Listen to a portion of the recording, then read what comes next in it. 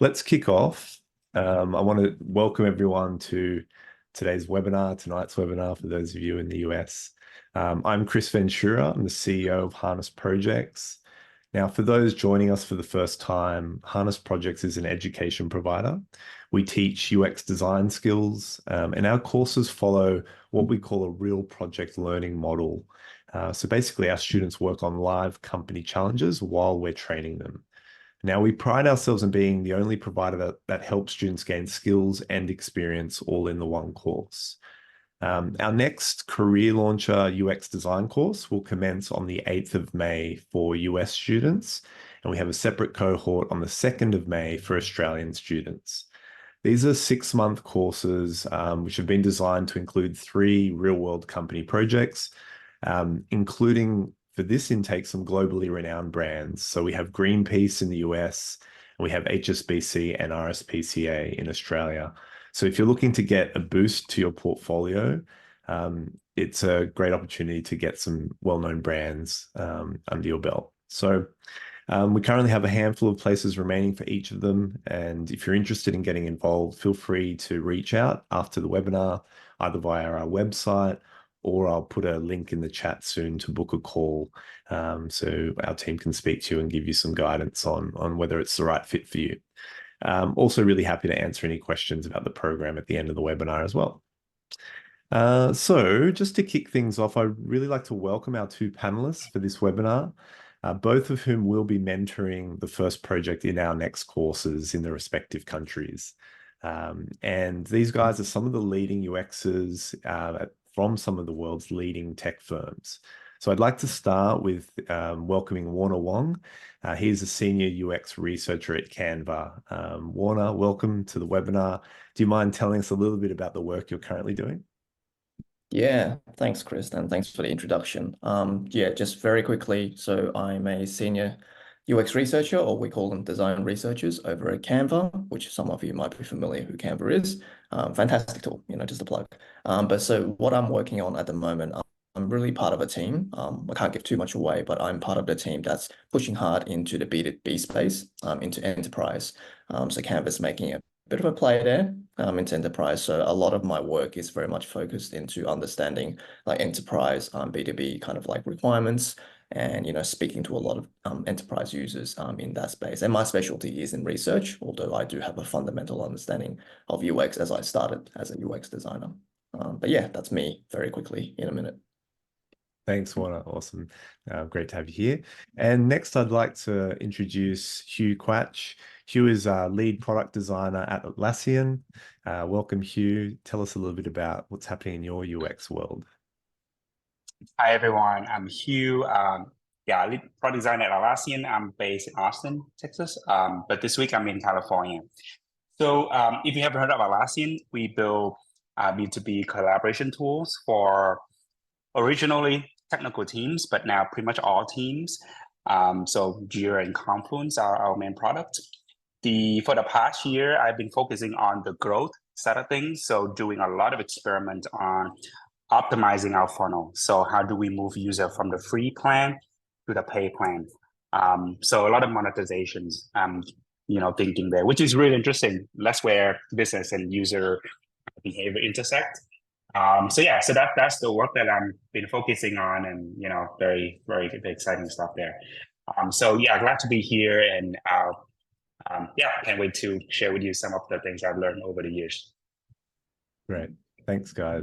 Appreciate it. So just for some housekeeping before we get started into the Q&A portion of the webinar. So this format, the webinar format, is a Q&A session. So I'll be asking questions to the panelists across a range of topics that we have set for this session. But we also really welcome each of you to submit your own questions to the panel. And I'll try to get to as many of them as possible. So to do that, please use the Q&A button at the bottom of your screen to submit your questions. You will also be able to upvote questions. So that will just help us select the ones that you're most interested in learning more about. Okay.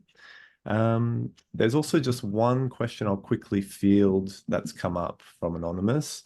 Hiya, calling in from London. It's 1 a.m. That's commitment. Thank you for joining. What about anything for UK students? So we don't have a UK time zone course. However, given our Australian-based courses are 6 p.m. in Sydney here in Australia, I believe that's about 9 a.m. in the UK. We have had UK students join our programs in the past. So yeah, that could be an option for you. Happy to talk more about it offline. Cool. Okay, let's jump into the first question I have for the panel. And as I said to the attendees, please start submitting your questions and we'll get to them. So guys, just as a starting point, what are you guys seeing as the most recent trends impacting the UX design field, and how has that shown up at the places that you're working? Who would like to go first? Yeah, I'll go first. I don't mind. Yeah, so a couple of things from what I've observed. So as some of you might also have observed, there's been a bit of I guess what we call a correction in the market inside UX at the moment. And obviously that's been impacted by the economy and whatnot. I personally don't think it's a doom and gloom kind of like catastrophe that some in the media have made it out to be. It is more of a correction due to overhire during COVID, I feel. So as a result, what I'm seeing companies are starting to do is trying to consolidate some of the roles. And I guess most noteworthy is the fact that I'm seeing less and less UX designer roles and it's more product designer roles. They're kind of wanting and desiring that kind of end-to-end designer experience. So someone who can do the research, who can understand the business requirements, who can do the UX, and who can also do the UI end to end. So that's definitely a big trend. I mean, product designers have been around, but in the last, I think, couple of years, maybe even a year, the open roles that I'm really seeing is very much focused on product design. And so that's really a big trend that I'm seeing. Great. Thanks, Warner. Any other comments on that, Hieu? Just to add on just a little bit, I think, yeah, like we've seen globally, not just Australia, US, but pretty much everywhere. I think the job market was peaking in 21, a little bit 22, and then from there, right, trying to correct itself. So if I were someone who were just graduating or entering the field, don't take that as a super negative news, right? It's just a wave of corrections, and if you look across the board, the number of jobs still pretty healthy, especially in UX and in tech. I myself, was moving more from UX to a product design because that is the expectation nowadays from small to large companies, right? If you look through the job listing, mostly just product designers, and it used to be just a title change, but now it also means the expectation is much broader, right? The demand is higher, but it could also mean more responsibility and then you can learn more as well. So yeah, so I think that's just a quick add-on to Wong's point. Great. Thanks, guys. Just so maybe for those who aren't familiar, what are some of the differences between UX design and product design? I can go first.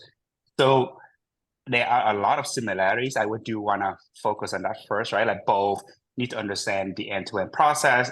They need to understand the users, do basic research. Of course, as you get more experience, you can do more research. You need to understand somewhat the business goal, right? So not just the user side, but also the business side. So I think those are the key overlaps. I think for our product designers, there is an expectation of end-to-end execution. So you go from early research phase all the way to polishing the UI, hand it off to engineers, they build it, making sure that you ship quality experience to the customers, measure, and then do it again. And you really expect to do the whole thing. Versus I think on the UX side, at least in my experience, like maybe you don't have to do end-to-end. Maybe at some point there are some teams that have a specialized UI designers that can help you. So I think you have to do more, like you have to do a full spectrum. And one more thing that I would add is, at least at Atlassian, product designers are really expected to put on a product hat, which means that you need to work really closely with your business partners, right, to understand the metrics. What is your company goals? Why should user pay for this product, right? So just having more education around business in general is really it's going to help you as a product designer. Yeah, it's an interesting trend. My background is in product, and one of the things that that is quite important, I think, for new UXers to keep in mind is, as much as you're learning the craft of the sort of technical design skills, how to do the research and how to apply those things together, the more you can bring that business commercial mentality to your design work, the more attractive you'll be in this market at the moment, particularly because product design is the focus. Product really talks to commercialization. It talks to what makes a product something someone wants to buy, and how does it differentiate itself from other competitive products in the market. So if you're only concerned with the user needs, but not the wider business goals, you're leaving out an aspect of your understanding of what product design is about. So it's something that we're trying to emphasize more, particularly in our programs, getting students to speak to clients, understanding their business goals, their needs, and understanding how important those are, as well as the user needs that they find out during the research. So just a sort of product lens from my background that everyone should be aware of. Okay. So we've got some questions coming through. We'll get to some of those in a minute, but it feels like we'll probably speak about the career side of things and the job market for the next little while. What advice do you guys have for new UXers who are entering the industry, given what we've shared so far? Yeah, I might start off on this one. So I'm not going to lie, it is tougher for entry-level people this year compared to even a year and a half, 2 years ago. So I'm not going to sugarcoat that. However, it's not like an impossibility. So I guess my top recommendations as an entry level, and this was the same 10, 15 years ago, to be honest, is to be super proactive and have initiative to take on like free work, freelance work, any work you can get. Because right now, the key to getting a good portfolio is your case studies, right? I mean, if you go through something like Harness, it's a good foundation to give you those 3 solid projects to work off. But in this current market, you might need more. So what I'm seeing some really, I guess, active, proactive entry grad levels are doing, really going out there and networking, whether it's through LinkedIn or through meetups or through their own personal networks, building that, because probably it is small at the moment, but building that, and then through those opportunities, getting those opportunities to get free work. Like a lot of people won't say no to free work, you know what I mean? So maybe like just kind of not be too fixated on, I have to get paid for every single hour of my time. I get that free work is not for everyone, but I feel like that's one of the best ways to kind of offer up your services, even if it's just to do a bit of like a hygiene check across someone's website, and then putting that onto your case study. Every little bit helps. So, add to your portfolio and add to your case study. And don't feel like afraid to kind of reach out to quite senior members of certain companies that appeal to you directly on LinkedIn. Some don't like that, but some are completely okay with that. And what's the worst that can happen? They'll just ignore you, right? And they ghost you. That's not too bad. So just be super proactive about just reaching out. Number one, building your network, and then number two, building that case study through any means you can. So that's my 2 cents. Thanks, Warner. Hieu, anything to add? Yeah, definitely have more projects on your belt. And also I would say, if you're passionate about something, like start building something on your own and maybe find a friend who can code, or there's a bunch of new, low code, no code tools out there that you can play around, especially with the booming with AI. Like you can literally build something on your own. And again, it might sound scary, but once you go through the process, you are not just learning UX and design, but also you're learning the technology in general. I think that will really help you prepare yourself when you interview, as well as when you actually get the job. And I think one other thing that I want to add is, and again, this topic might come up later, but I think, given where we are in the phase where new technologies are coming around, right? Like AKA AI.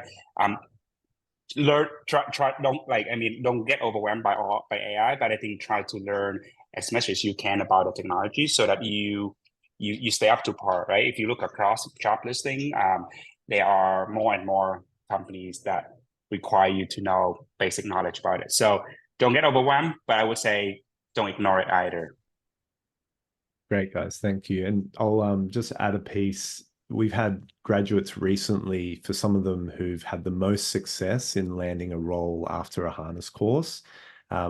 They've had a strong portfolio, so they've polished it really well. I think, you know, we have a program where we give feedback on portfolios, and it's always the ones that are, you know, they've spent the time to really craft the narrative behind their case studies, who've done well. Also, you know, volunteering in addition to our program has helped as well, because it's not just about getting the extra project, which is super helpful, but also you're just meeting new people and you're in the industry, you're effectively doing design, and doors open for you when people can see the work that you're doing as well. So that might be through our course, it might be through the mentors you meet, it might be through a volunteering opportunity that you come across. So yeah, it does require a consistent, all full suite approach, really, to break into the market when, you know, when there is a correction type of phase we're going through. There is other reasons that, you know, we think things will be a little bit easier towards the end of the year. As interest rates come down, you'll see some of these tech firms, some of the other companies hiring again. The work doesn't go away, but there is a consolidation in terms of some of the roles that used to be available during COVID, when everything went online, and it was quite a synthetic, unusual time period in the market. So just a little bit of extra context there. All right, we've got a ton of questions coming through, which is great. So let me try and go through the ones I can pick out that are job market career related. Then we'll go into some of the other topics like AI and other aspects around the course as well. So yeah, one of the questions we have here is actually directed to you, Warner, so maybe we'll start with this. This is from Anonymous, who apparently knows you. I'm currently on the job hunt in Sydney and finding a lack of entry-level roles in UX design. Do you see the landscape changing anytime soon? Any advice on how juniors can stand out in the application process? So yeah, let's see how we can answer that for this person. Okay. Yeah. Hey, Anonymous. I'm assuming you're one of my ex-students. I don't know who, but maybe give me a DM later. Just let me know who you are. But nice to see you again. So to answer your question, do I see the landscape changing? Yes. As all things, it's always like ebbs and flows, right? I think to like Chris's point earlier, I think the trigger for that for a lot of things might be interest rates dropping, and then companies are a bit more kind of I guess risk tolerant to kind of start hiring again, open up projects again, because I know certain projects have been paused at the moment. There's been hiring freezes and, you know, some redundancies, unfortunately. But that I do see that changing as the economic environment kind of like goes through its natural ebbs and flows. It's just the nature of things. Okay, so I wouldn't be too concerned that this is some kind of permanent thing. In terms of, I guess, you as a junior trying to stand out, I think Chris already kind of alluded to a very important point, and I kind of touched on it too. Have a kick-ass portfolio, I think, because you're not getting to the point where you're interviewing yet. Once you interview, then your personality shines and who you are shines, but you haven't got to that point with these companies and hiring managers. The only thing you have is your portfolio that has to encompass everything about you. So I think there's another question in there. What makes a good portfolio is kind of related to this. It's pretty much, so having good case studies. And what I mean by that is it's better if it shows kind of an end-to-end process, like Hieu was mentioning before. This whole new product design, I guess, desire that's out in the market is kind of demanding this end-to-end knowledge from research all the way to polish, UI polish, right? If you have case studies that demonstrate all the facets of research, UX design, business requirements gathering, understand the business problem as well as the user problem, and then being able to polish that up with UI design, that's going to stand way ahead of ones that have like isolated pockets of skills that are kind of disparate. Because to be honest, most hiring managers won't read through all your 4 or 5 case studies. They might just pick the top 1 or 2, and they might get like the wrong pictures of this person only does UX or this person only does UI. Whereas if you have case studies that show the end-to-end process in that one case study, they can see all of that in one cohesive thread, and it just makes for a stronger case study. Really polish up your UI and visual treatment of your portfolio as well, because I've seen some portfolios with very strong content, but it just lacks that visual polish, and people are just not going to read it. Even if the content's amazing, they're just not drawn to the portfolio. Their eyes like, you know, this isn't going to be pleasant to read. Whereas I've seen the best portfolios, they're greatly designed. So I think go and ask for feedback as frequently as you can, either from your ex-mentors, from your current mentors, from other people who you know from the design field or even non-design fields. Maybe not your mum and dad, because they'll love it no matter what. Unless, maybe your parents are very strict. But yeah, get feedback on your portfolio and like get it objectively to go, you want people to rip it apart because the hiring managers are going to rip it apart. So hopefully that answers, your question to some degree. Great. Thanks, Warner. Appreciate it. We're going to just jump to another portfolio question, which is just a little bit further down. Simple question. Is it important to have a custom domain for your portfolio site? Or is it really necessary? What do you guys think? Yeah, I can go first. Personal opinion, and also based on my observation as someone who interviewed candidates at Atlassian, I don't think it matters. I think as long as there is a URL that I can click on and I can see good content to one's point, that's all that matters. It's up to each designer to tell the story the way they want, but I think things like I mean, if you want people to remember your name and URL so that they can type it up, I get it. My use case, I don't think I don't go to online. I try to remember names and type it up, right? I usually go to someone who apply. I see their resume and I see a link and I click on it. So again, to shortly answer the question, I think a super custom domain is not super important. I think there are other things that you can pay attention to. Right. Thanks, guys. Okay, I'm going to jump to another question around getting into product design while we're still on that theme. Christopher asks, for a new graduate and a blank slate, could you perhaps list what you think are the best steps forward to eventually become a product designer, especially learning business, project, and engineering management skills, as this is an additional skill to learn? Is this an additional skill to learn to UX research and design? I think I've read you right there. What's the best way to achieve that knowledge and skill fast? Do you think trying to get hired would be better, or perhaps taking another university course? So a few questions in that. We can break it down, but maybe we'll start with a bit of a summary to try and respond to Christopher here. I might start with a few things while you guys have a read through that, because I was looking at it earlier. Yeah, I can start to answer aspects of that question, Christopher. So I'll just right to the last bit, like, do you think getting hired would be better, or perhaps getting another uni course? If you can get hired, get hired. You can't beat that live experience. If I would focus my energies on I mean, it does depend. Obviously, I don't know a lot about your current situation. Maybe you've done a boot camp already. I don't know. But if you are in a position where you've got some foundational knowledge and you feel like, like you can get into an entry level or junior role, like I would definitely try and get hired and get into the workforce and get the experience that way. Nothing beats that. Like, no university degree is going to teach you how to collaborate with engineers and work with engineers in real life, work with like stakeholders who have a business lens. All of that stuff, university has a limit in terms of being able to teach you, because it's very much theory based. So as much, I would even say, like what I advised before was to get some real, freelance work or free work under your belt and actually collaborating with a client, or not collaborating with a client, but, taking on client briefs and understanding their business needs. All of that beats university. I'm not a big fan of uni, to be honest, even though I went to uni, but in tech fields, unless you're into like engineering or needing to understand computer science and all that, in product design, I think it has limitations. But yeah, I'll let you answer some of the other stuff. Yeah, I want to double down on the collaboration piece, because when a company is hiring, right? Not only are we looking for your technical skill, we want to know how you collaborate effectively with other craft. And so if you are a recent graduate, I'm pretty sure that your engineer friends who are also looking for a job need that, right? So use that to your advantage, right? So partner up, right? Find a business friend, find an engineer friend, find an analyst friend, right? Marketing, like work together on something that you care about, because I think that will go a long way. Like one, you're getting your portfolio, to you actually working with, real experts in other crafts. So I think that that could be something that you can do as a new graduate. And again, like do that. I mean, you can work on solo project, but I've seen many solo project on portfolio that has good thinking, but then it's not, it's not real,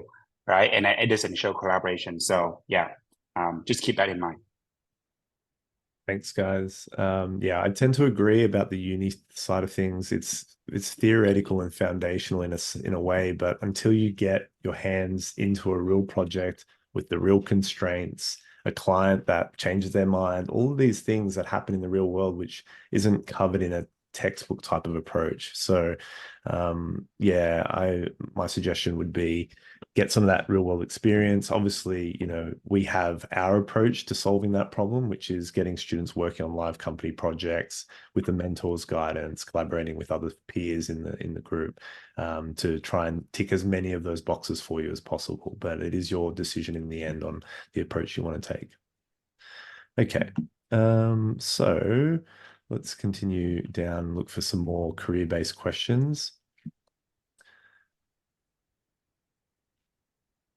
Let's see here. Are companies resistant to allowing you to use their project in your portfolio? So I'm not sure if that's related to our program. We have agreements with all of our companies that any work the students do during the project can be used as a portfolio piece. That's part of the agreement that we have in place. So yeah, you don't have to worry about any of that with Harness projects. But of course, in general, if you're doing volunteer work for a company, you need to have a discussion with them about what's possible after that work is completed. Any other comments there, guys, in your experience? I would say check with them, and I think if there are certain confidential information that they don't want you to share, use your own judgment, right? I mean, you can tell the story, you can tell the whole process, but you can keep it generic enough that you don't reveal any confidential information. If they allow it, that's great because you can show the results and the impact. But if they don't, then keep it high level. But don't throw it away because they don't allow you to show that numbers. So just use your judgment on that. Yeah. So what I've done specifically in the past in my very long time ago portfolios, if they're not happy, I'll obviously talk to the client, right? So what I did is just I'll block out any branding and I'll block out any confidential information in kind of like the summary or the content. So like someone reading it can't discern. It's like they can probably discern, oh, it's someone from a certain industry, but they can't pinpoint exactly which company. And of course, run that by the client to see if they're okay with it and let them have a read to make sure they sign off on it. Don't just send it out because that's just bad no-no in ethical terms, professional terms. Just ask. But I've just blocked out certain information in the past and that was completely fine by the client. Great, thanks, guys. Question that was asked earlier, can you address ageism in UX design? Is it a problem? It's a really great question. Personally, I haven't come across with it, but I can see why that question gets raised because tech generally as a whole, it's quite young industry and that's quite noticeable. Like even in Canva, when I walk, I feel very old. I'm not that old, but I feel old when I walk across the campus. Whether that's a actual ageism thing, I personally haven't experienced or observed that. I think it's not so much the ageism. When I have seen instances where it could be perceived as ageism, let's say someone applying for a role, and there was one gentleman in my previous agency, he was probably in his like late 50s. That wasn't the issue. It was just the actual general lack of what was happening in the tech world currently, like from that gentleman's perspective. So like if he knew what like if he was right for the role, like we would have hired him. There was no issue that the fact that it was late 50s brings a lot of life experience. If anything, that's valued in a lot of companies. It was just the fact that, he actually didn't fit the role in terms of the skill set, but it wasn't because like of his age. So this one's a tricky one because I haven't personally observed it, but I can see it happening. So I don't want to rule it out. Maybe Hieu has a bit more, observations on this. Yeah, I haven't observed much either, but I think it also depends on the company cultures and the area, in the industry that you are in. I would say that I think I've met many wonderful designers and even other crafts, who've been through several careers, and they brought in wonderful insight, right? I have designers who came from psychology, business, even non-related fields, and they brought in that user perspective. So I think if that is a concern of yours, think of it as an advantage, right? What else can you bring to the table and use that in your interview process? Because I think that will go a long way. Thanks, guys. One other point just on that question, which came to mind.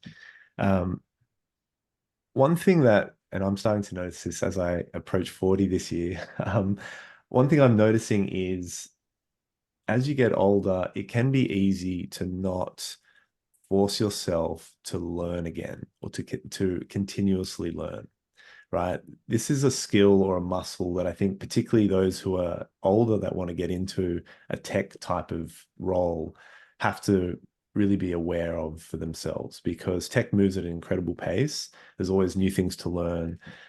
You need to stay at the head of the curve to be able to talk the language that a lot of the younger candidates are talking. And so it's not, you're going to struggle if you're still speaking about tech from 5 or 10 years back. It needs to be what's the most sort of current Web3 type of language. So that would be my comment is, don't forget to continuously be curious and to be a lifelong learner to keep yourself relevant in an industry which generally skews younger. Just a quick question. Are all projects at Harness Australian-based companies, organizations only? So no, we specifically allocate the company projects depending on where the course is running. So for our US students, they're US-based companies. For our Australian students, it's Australian-based companies. Yes, there'll be a recording of this session, so we will email that out in the next day or so once we've got the recording up on YouTube. So keep an eye out for that. Barb asks, recommendations on how to show that end-to-end product design in your portfolio when you're still a do-it-yourself freelance learner. Many job posts want enterprise experience. Suggestions for how to show that when you're new, that you can actually land a job.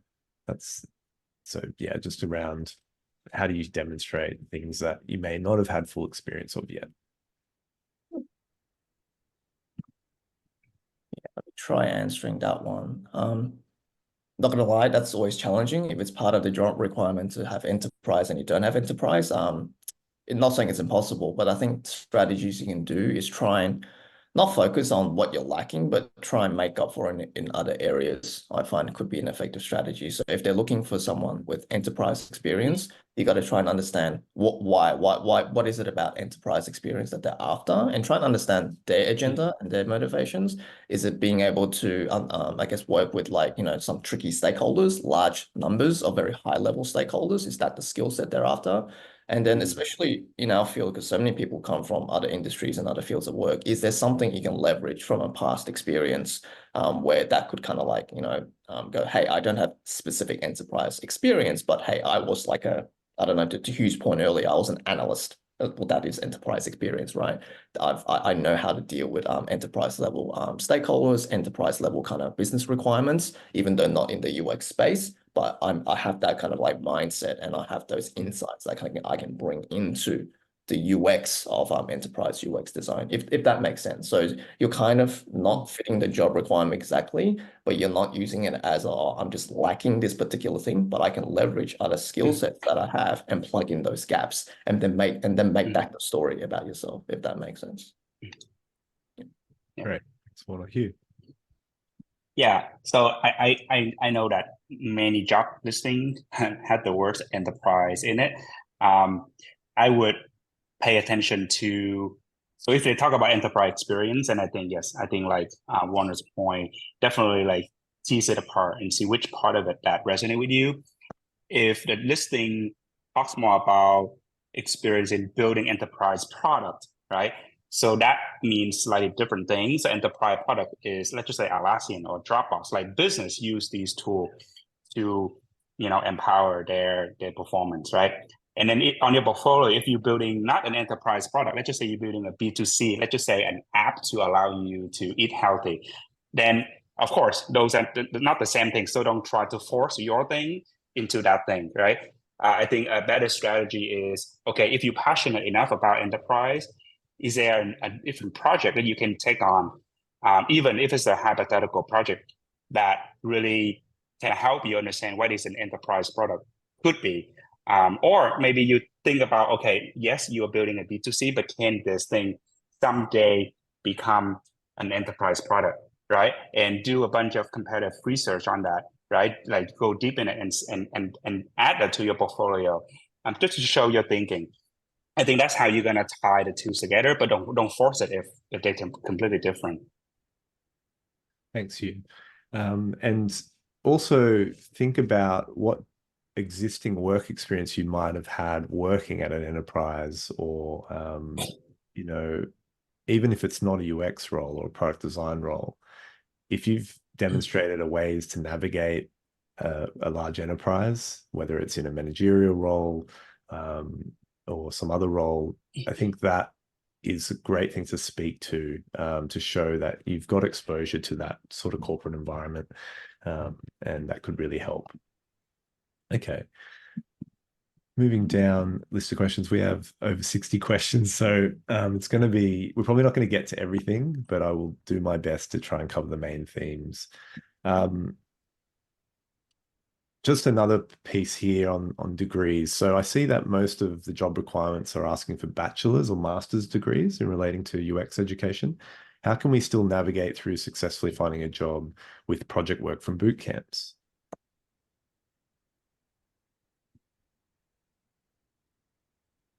So who would like to take that? I mean, I guess similar response to the previous question on my side. You know, degrees, it's similar to a lot of job ads have almost like default templates in terms of what they look for. It's X degree and it's X years of experience. And a lot of that is to filter the hundreds of applications that some of these hiring managers get. I always tell students, don't let years of experience or bullet points on a job ad prevent you from applying. Let your work speak for itself, particularly your portfolio. If it's good, you'll get invited for an interview, regardless of whether you tick all those boxes. But I mean, that is a very Australian type of approach. I know in the US, it can be a little bit more of a filtering system with some of the software they use. But yeah, keen for your thoughts, Hugh, on this one. Yeah, I think this is my third year, working with Chris on Harness, and I'll be the upcoming cohort will be my third. My early on, so I think after 3 years, the way that I would advise students to think of Harness is a really great opportunity to work on hands-on projects, and of course, along the way, you learn the knowledge, right? And you also learn the experience from folks like Warren and myself. I think for like education degree, like if you have a need to learn more about a certain topic, whether it's design, psychology, or something, like I wouldn't say it's either or. I mean, if you have capacity and the finance to do both, then awesome, right? I mean, again, that just help you in the long run. But I think it shouldn't be like either or, and think more of this as a real opportunity to work with other students, mentors, and just get portfolio to your project and actually know how to tell the story. Great, thanks, guys. Okay, I'll probably come back to some more career-related questions as we go, but I do want to touch on one of the big trends that we're seeing evolve in the AI, in the UX space, and that is related to AI. So we're going to field a few questions that relate to just how the craft is changing, and AI is obviously one part of this. So we'll start with the first question that was asked at the very beginning of the webinar. How will AI change interaction design, or I guess with the field of UX? So yeah, what's its impact that you guys are seeing at Canva and at Atlassian? I can go first. So at Canva, Canva itself, we're making massive strides in terms of the AI, I guess, functionality for our users. In terms of our internal workflows, it's still in its infancy, to be completely honest. And a lot of the AI kind of like functionality we have started incorporating into our workflow is more at the kind of front end in terms of research and like analysis of data. So things like we've got a platform we use called Interpret, which is great for like just amalgamating and consolidating a huge amount of data from multiple sources and then attempting to give like a synthesized summary using like AI. It's still got a long way to go, to be honest, but it's like a fantastic start. In terms of the UX and UI design phase of it, Canva hasn't really gone to that point where they've started incorporating AI into the design workflow, so to speak, although I feel like it's going to come up very soon. What I've seen in the market is that there's definitely tools out there. Like there's one I recently saw, it's called Reloom. They're just a small startup in Australia, actually. And there's others who do the same thing where they use AI to basically essentially automatically create the entire UX workflow in like seconds. It's amazing. So it saves a designer a lot of time with that foundational, what I call a busy work. It's not the fun bit about UX design, creating just all those different workflows, right? Whereas AI can kind of take care of that kind of busy work. And that's what I'm kind of seeing the trend towards is I know there's this massive kind of like concern about AI is going to take everyone's job, and it might, but if it does, it's not worth stressing about it. But what I honestly feel like it's going to do, and the people who are going to utilize it best are the ones who can kind of work with AI to kind of help it with the busy work. This kind of mundane, the grindy kind of work that doesn't really take that human creativity, that much creativity. When it comes to like the finessing of things, I don't think AI is quite there yet. Maybe I'll eat my own words in a year and we've all lost jobs. But right now, what I see the potential trend is that AI has a huge capability to get rid of all that kind of busy work that takes up a huge amount of like just unnecessary time from like researchers, from designers, from actually getting to the really important bit of the design, just the finessing, the thinking to kind of like really polish it up. So that's the kind of trend that I feel like it could go and could be a huge benefit to designers. But yeah, could be wrong. No idea.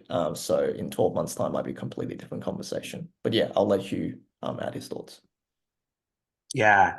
Yeah. I mean, AI is such a, big topic. I mean, it could be its own webinar, but I think I'll summarize a few points. So at Atlassian, right, and we have multiple tools, but at the end of the day, our core mission is to help people collaborate better.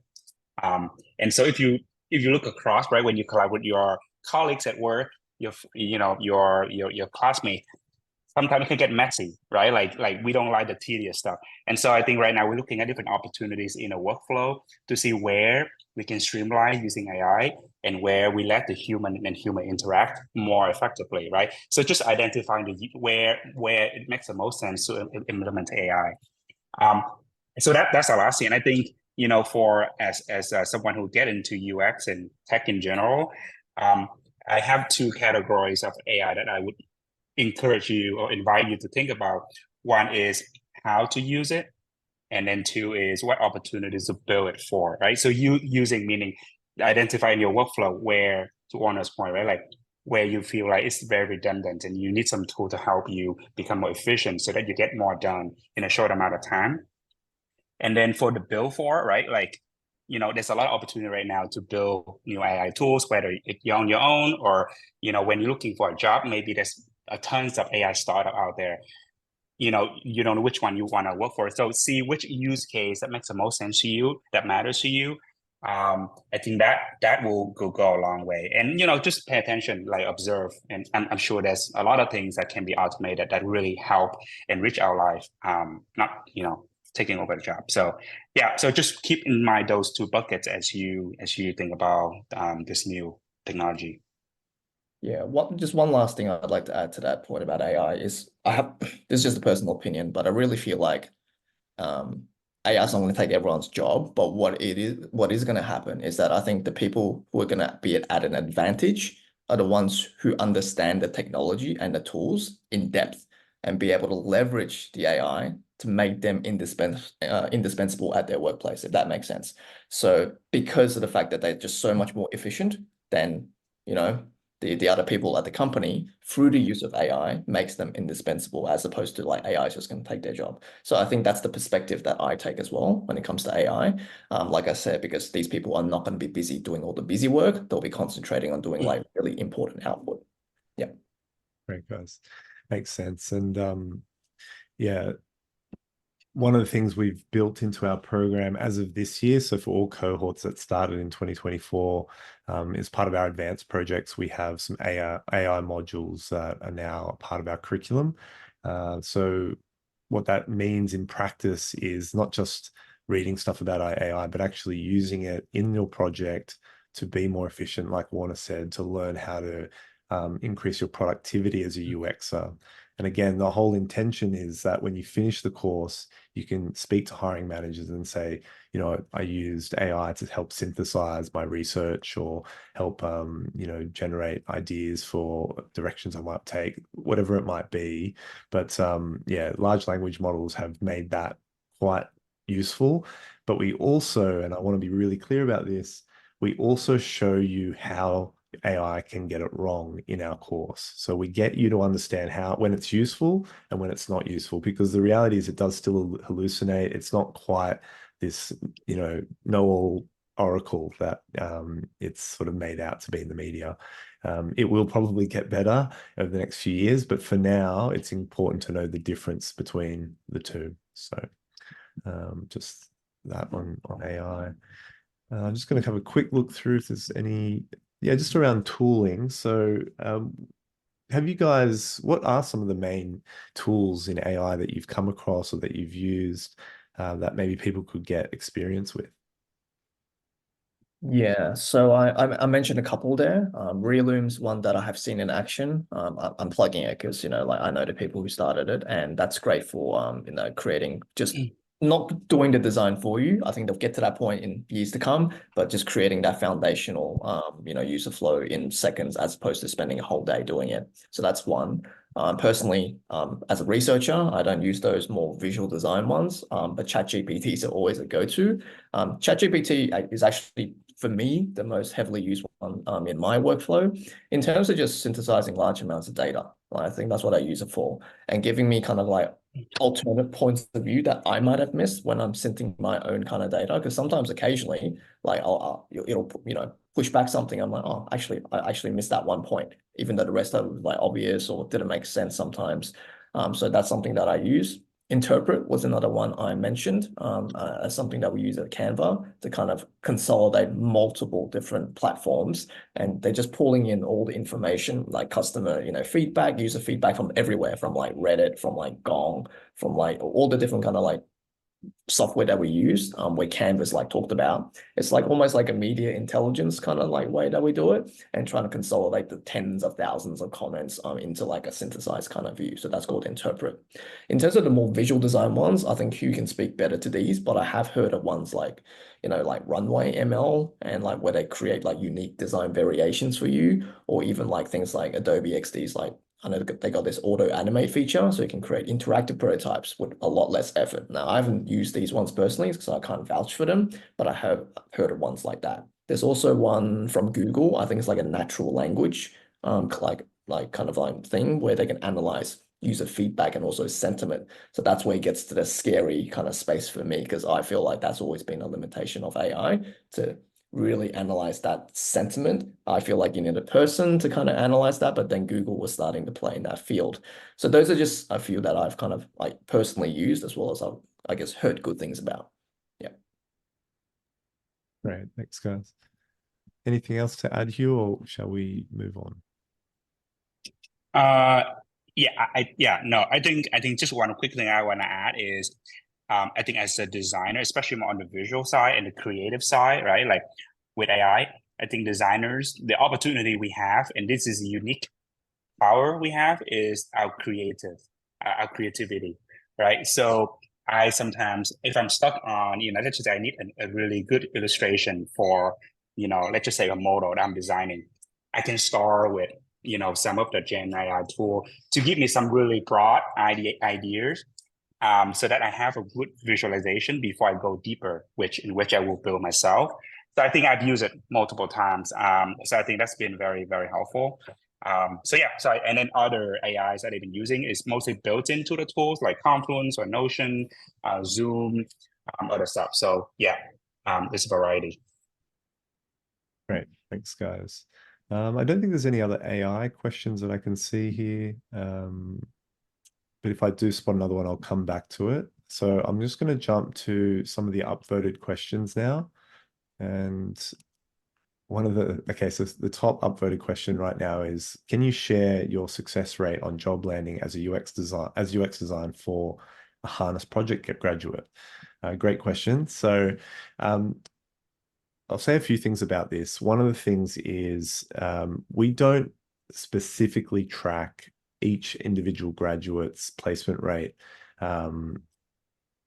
mainly because we have students doing our courses, some of them doing our full career launcher course, some of them doing single project courses, some are actively looking for work, some end up staying in their same role or pivoting into a role in their current organization. There's a lot of variables that make it quite difficult for a smaller team. We're not, a huge team to track that type of data and to give you real answers. But I'm more than happy for anyone who wants to actually go and check out some LinkedIn profiles of some of our recent graduates across the US, across Australia, for those that have landed roles. So you can see what type of projects they did, how did they present themselves, what was it that made them successful in the job search. All you got to do is email me, and I'm happy to send that out to you guys. So I'll put my email address in the comments. One of the things we also include as part of our course is what we call a job guarantee program, which is effectively a support piece after the course is over to review your portfolio, review your resume, your cover letter, your LinkedIn profile, just to ensure that these are presenting you well as a UXer. And we give feedback and we try and encourage students to spend the time to get those positioning you really well. And then after that, it's a matter of putting your best foot forward, applying for jobs on a consistent basis, dealing with the rejections that are going to come or the no responses, which will happen as well, just because there are a lot of people applying for these roles. But you need to try and find the edge to stand out. So some of the things we mentioned earlier in terms of making connections on LinkedIn, reaching out to the managers or the hiring managers and establishing that personal relationship so that you can stand out from just applications, right? You don't want to just be another application in a list. I also have a recording of a recruiter session that we did earlier in the year, which has some awesome insights in how to give yourself an edge when you're applying for roles. So again, email me. I'll send you both those links so you can get a little bit more of an insight. One of the things we're trying not to fall into the trap of as an organization is send out a percentage placement rate that some boot camps do, which honestly, they're not authentic and they're not honest. Boot camps that are indicating a 95% placement rate, it's usually a curated number based on a very niche subset of their top students. And it's not really reflective of what the full experience is. There's always a bell curve of students. There are the top 2 to 3 students in every project, and there are students that still need to do more work. So yeah, I want to be authentic and honest with you guys about that. And hopefully that answers that question. So once I ask the next question, I'll put some of those links in the chat to email me. Okay. Next upvoted question is, what are the next course dates after May 2024? Can one work full-time while doing the course? So yes, we have our May intake starting on the 8th for the US, on the 2nd for Australia. After that, we will likely run our next cohort around the July period. We don't have fixed dates for cohorts because we basically are speaking to companies to source projects for you. And once we have those project dates, we will announce the next cohort. So it's generally every 3 to 4 months, we'll run cohorts. Okay, let's scan through and see what else is being asked. Okay, so how can applicants who have experience in other industries like architecture stand out and showcase their skills that are relevant in UX? Who would like to take that? Yeah, I'll take that. I think that's highly relevant. So I used to be an architect, so just to let you know, a very long time ago. So I think I can answer this quite well. So back in the day, like when I made the switch, actually a lot of architects do make the switch to UX design, funnily enough. I think it is because there are transferable skills to answer your questions. Number one, it's coming from a design field. So it's you already got like a leg up on other people who come from completely non-design fields, right? So you already have certain kind of basic understandings of like certain design principles, like what looks good, what doesn't. You have that kind of way of thinking already. So definitely leverage that. But there's all kinds of other stuff that you can also leverage, like things like stakeholder management. So for those people who are architects or were in the construction industry, you will understand that stakeholder management is extremely tricky when it comes to architecture. And all those skill sets, all those soft skills, I would kind of emphasize, can definitely be leveraged into UX design, product design, because you're going to be using that a lot in terms of UX. Okay. And also just like project management skills. It's actually something that people might not, go, oh, that's a very sexy skill set. It's actually very important when it comes to UX design and just managing your time, managing different priorities, prioritizing what's important. All those are skills that you would have kind of been trained in and learned as an architect. And a lot of people I find in tech actually have a very high regard for people coming in from certain fields like architecture, like psychology. They don't see that as a down or a negative. If anything, they see that as a positive, and then go because they can instinctively feel that there's those transferable skills. And so I wouldn't be concerned that that's going to hold you back in any way. If anything, like be proud about it and go, hey, like I've got all this training as this. It's a very complex, thing that you went through, and you can definitely apply all of those skill sets to UX. So yeah, hopefully that answers your question and maybe gives you some reassurance that there's plenty of architects who have successfully made that jump to tech before you as well. Thanks, Warner. That's yeah, I didn't know you were an architect in the previous life. Yeah. Next upvoted question is, how do we communicate the relevance impact of the redesigns and case studies from Harness clients? If the client we design for, their live website doesn't look like our redesigned ideas? It's a great question. So to rephrase the question, so if whatever the final design that we present in class did not get shipped or productionized by the company, right? So the actual version is different. Then how do our students communicate on the website? Yeah. I can go first. I think this happens a lot, right? Even outside of partners, right? Like you work on, a big project with clients, and then a year later you realize they ship something else completely different. So focus on what you can control, right? So I think, talk about, again, the end-to-end process and how you engage with the stakeholder throughout, because you will, and document that, right? At the end, right, whether the final product, the decision to ship something out, you can communicate that's outside of your control, right? Maybe they have a different set of requirements after the project ended, that you can do nothing about, and that's okay. I think I like the transparency when a candidate tells me that. Try not to fake it, because I know sometimes people try to like weave into the reality. Just be honest. This is what I finished design for. They got agreement from stakeholders, but 2 years later they ship something else. I don't know why, and that's okay. I think just pay attention to the process, and but do talk about it. Like don't let that become the reason why you don't show in your portfolio, unless you have other stronger portfolio with real impact. Great, thanks, Hieu. Okay, just a quick question on tuition. So, hi, I work for a tech company and I'm trying to move from product support to product design. My barrier is the tuition. Do you have any tips on getting a loan for the bootcamp if you don't have a co-signer?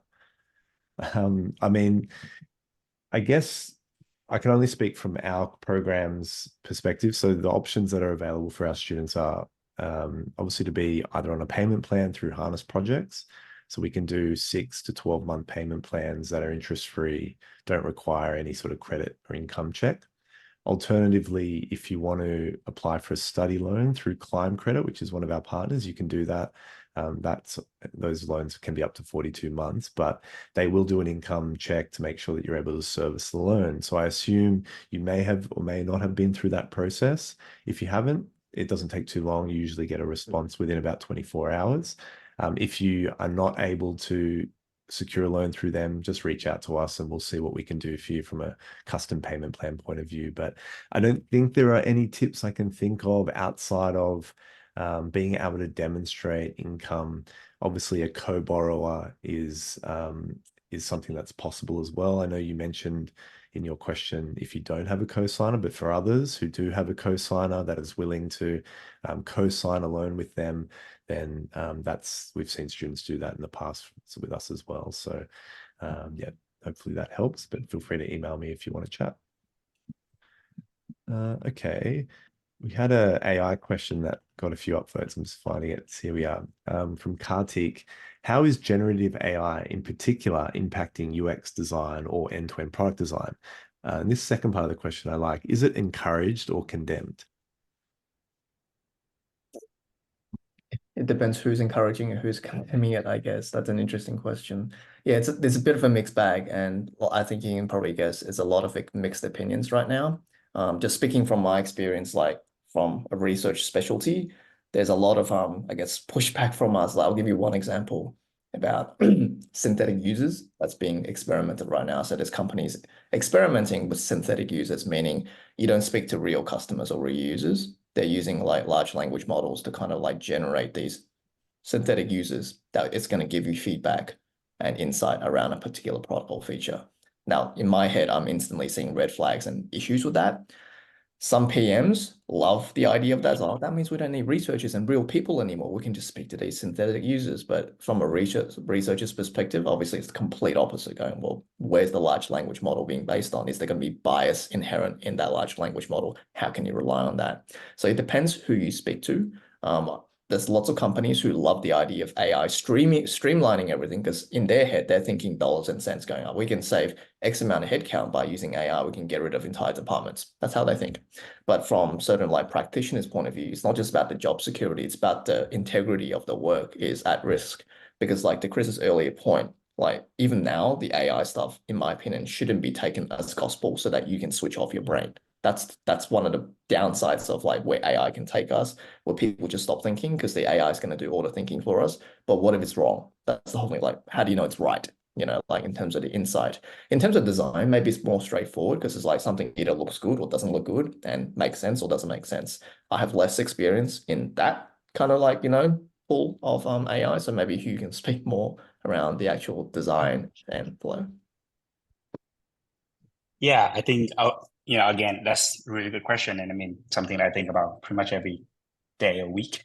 I think like if you have a new idea, if you're a founder and you have a new idea and you don't have a lot of resource and you want to prototype something very quickly to demonstrate to investors or even your colleagues, yes, you can use Gen AI to produce some pretty convincing UI.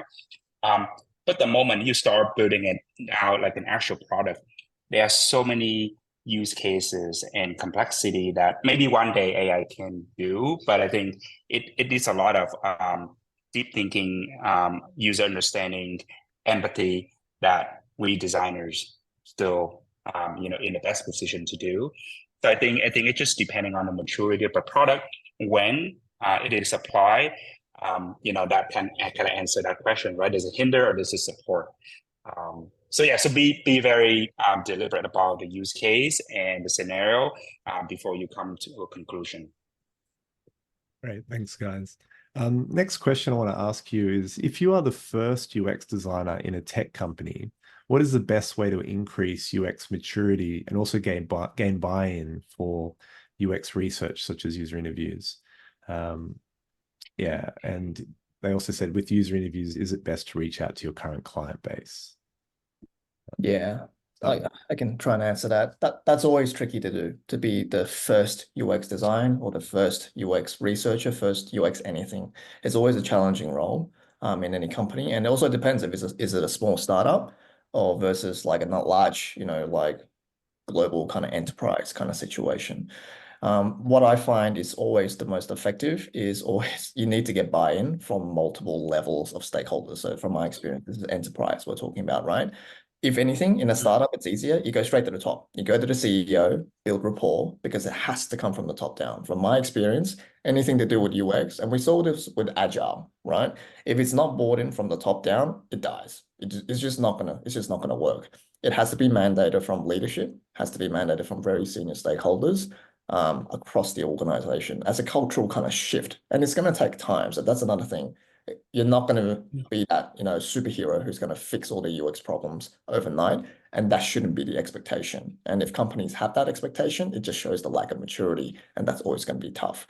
But what I find is always about the most effective strategy is to build those relationships and build that rapport first. Okay. Don't go in with your guns blazing, telling everyone like an evangelist is like, UX is the way, listen to your customers. Like, just it's not going to work. Okay. Build those relationships, get confidence and buy-in strategically so this is where your people skills come in handy. And I know some designers are a bit introverted, we don't like doing that. But in order to be successful in those kind of like first role hire, kind of sole designer, sole kind of researcher roles, you have to come out of your shell, be comfortable to kind of build those relationships. Otherwise, you're not going to get those allies and those champions who are going to they're going to do the work for you. They're going to if you've got a CEO on board, trust me, they're going to make sure certain things get done in terms of a UX perspective, customer-centric perspective. So that would be my main advice in that kind of role. Yeah. Yeah, I think I would add on more. This is very tactical of how to build a relationship. I mean, I speak from personal experience. I used to work for a very small startup, and so I need to convince a lot of my stakeholders, engineers, and product. I think one tactical tip is invite them to your world, right? Like show them what design means. Bring them to user interview. Do a design ideation with them, right? Like include them in those exercises so that they know, oh wow, design is more than just visual, right? I think the moment you do that, you open up you build that collaboration, and then vice versa, they will invite you to their world, right? And help you understand code a little bit, business metrics, and I think that's when you have a healthy three-legged relationship. And so I think that's just something to keep in mind as if you are the first few UX'ers at your company. Thanks, guys. Next question we have is there any way to find a job in the companies with whom Harness is collaborating for the project work? So will Harness help us after the program to connect with the client again and support in finding a job? Okay, good question. So from time to time, the companies or even sometimes mentors might have a role available, but it is based on timing, right? Do they have a role? Are they looking for a role?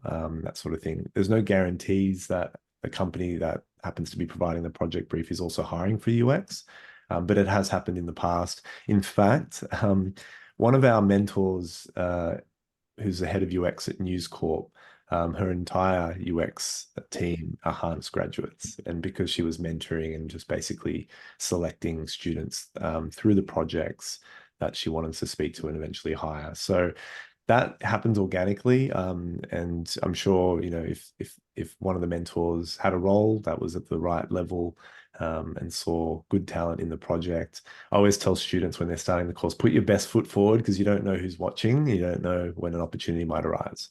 So that's just organic job opportunities. After the course, we have a fairly extensive company partner network across the US and Australia. We're always speaking to them about potential job offers and roles that are available. And if they come up, we'll send them to our graduates group and try and connect people to those jobs. I've just connected one Australian graduate to a sort of short-term contract with one of the companies that he did a project for. They were really impressed with the work from a couple of, or two or three of the grads from that project. And now he's doing some paid work with them. So yes, it does happen. But it's not sort of a thing I can say for sure. It's just dependent on timing and which company, which project. Okay. Yeah, so there's another question on a similar vein. Hopefully that answered that question as well. Okay, next question is, do you have job hunt advice for mature master students with marketing design background? Should we go for graduate entrance jobs, junior or mid positions? Yeah. With that one, generally, I think it can be applicable to like other industries too. If you're jumping industries, I generally would try and go for the entry level junior roles.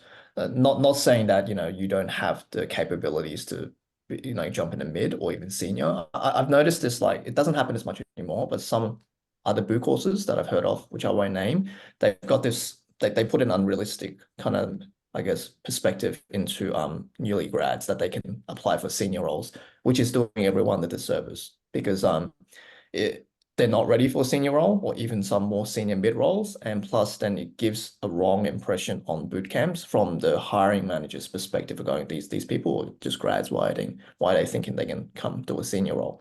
And plus, like in essence, you are jumping careers, so you are starting from the bottom up again. It is what it is. Like I had to do the same. A lot of career transitioners do it that way. And you need to learn the foundational skills because you're still lacking that. It is coming from marketing, but marketing is a very kind of still specialized skill set compared to UX design. They're distinct kind of like skill sets. So you need to kind of start from the bottom and learn the foundational skills first.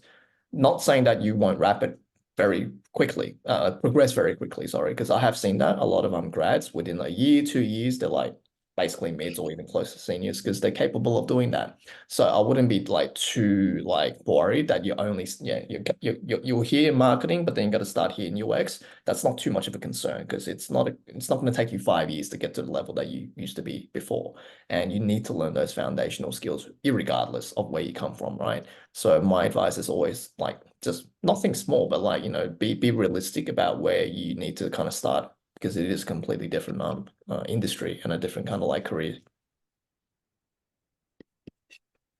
Great. Thanks, Warner. Next question. This is the most upvoted question. Which industry are the biggest hirers of UX professionals? Do you have a sense of that from your work? Yeah, I mean, it's changed slightly because I mean, traditionally, I mean, I can't speak for the US market, but in Australia, the big banks were always big hirers, as well as the telcos, like those big enterprises always had the budget to support larger UX teams. In the last year or so, I know there's been some redundancies and restructuring, etc. The big product companies obviously always going to be hiring. So Atlassian, Canva, they're big hirers of tech, in Australia especially, and they're the two biggest tech startups from Australia, funnily enough. But interestingly enough, I have seen some other industries starting to, I guess, care more about this space and hiring teams like automotive, like in auto manufacturing. Like they've started like because I've never used to kind of associate them as big like having big UX teams and design teams, but I've noticed that they've got more open roles now, like the likes of Volvo and stuff like. But that's in Sweden, sorry, so maybe not Australia, US. So I've noticed that as a bit of a anomaly. But also even healthcare, I've noticed that they're starting to pay a bit more attention to UX, even research. So they're starting to build out larger teams. So there's some things I've noticed, but I'm sure Hieu can speak better to the US market. Yeah, when I entered the field like 10 years ago, a little bit more, I think most of the jobs in UX and product designs are concentrated in the more tech forward companies, right? Like the FANG and maybe like the whole ecosystem of that. But I think now other like companies across all industries are catching up. Everyone is going digital, right? So in Texas, for instance, HEB, which is a huge grocery chain, now they're hiring a bunch of UX. Why? Because they have mobile apps, they have websites, right? They're thinking about better ways to deliver grocery to customers. So I think that is a great opportunity for new designers. So try not to limit yourself into the top brands that you keep hearing on the news, but look locally, right? All companies are going digital and they're looking for designers. Even if they don't post it on the website, sometimes it's good for you to even reach out and say, hey, you need help on this area, right? This is where I can bring in my expertise. So that's exciting, in my opinion. Thanks, Hieu. Thanks, Warner. It's great insight. Next upvoted question is, what happens when we are asked for references during the job process from recruiters and hiring managers? Can we get support from Harness in regards to providing references?